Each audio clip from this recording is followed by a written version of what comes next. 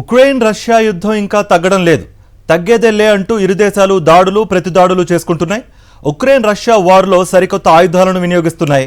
కొంతకాలంగా పిస్టల్ మాదిరి పరికరంతో సులభంగా ప్రయోగించే వీలున్న యోల్కా ఇంటర్సెప్టార్లను రష్యా విస్తృతంగా వాడుతోంది.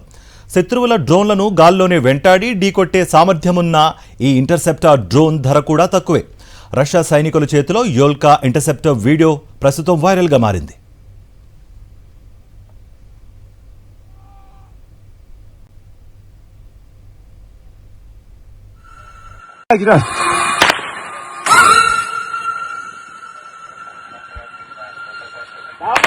Бабах нахуй.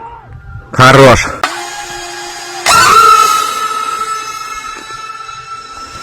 Два, один. Бабах нахуй. Хорош. Есть.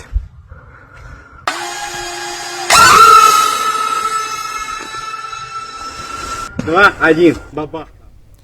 సంప్రదాయ ఇంటర్సెప్టార్ డ్రోన్లకు ఇది చాలా భిన్నం.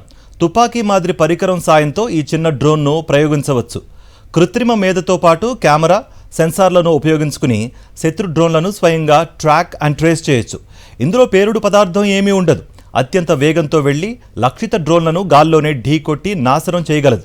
అందుకే ఫైర్ అండ్ ఫోగెట్గా పేర్కొనే ఈ డ్రోన్ల ప్రాధాన్యం ఇటీవల పెరిగినట్టుగా తెలుస్తోంది. స్తూపాకారంలో ఉండే యోల్కా డ్రోన్కు ఎక్స్ ఆకారంలో 2 జతల రెక్కలు కూడా ఉంటాయి. గాల్లో ఎగరడంతో పాటు స్థిరంగా ఉండగలదు. వెనుక భాగంలో ఉండే ఎలక్ట్రిక్ మోటార్లు కదలడానికి నిర్దిష్ట మార్గంలో వెళ్లేందుకు దోహదం చేస్తాయి. గంటకు 200 నుంచి 250 కిలోమీటర్ల వేగం దీని సొంతం. 3 కిలోమీటర్ల దూరంలోని టార్గెట్స్ను ఈ ఇంటర్సెప్టార్ డ్రోన్ ఛేదించగలదు. చిన్నగా తేలిగ్గా ఉండే దీని ధర సుమారు $500 మాత్రమే. యుద్ధరంగంలో నిఘా డ్రోన్ల ముప్పును ఎదుర్కోవడానికి ఈ సరికొత్త ఆయుధాన్ని రష్యా రూపొందించినట్టుగా తెలుస్తోంది. గత ఏడాది మేలో జరిగిన విక్టరీ డే పరేడ్లో ఈ పరికరం అందరి దృష్టిని ఆకర్షించింది.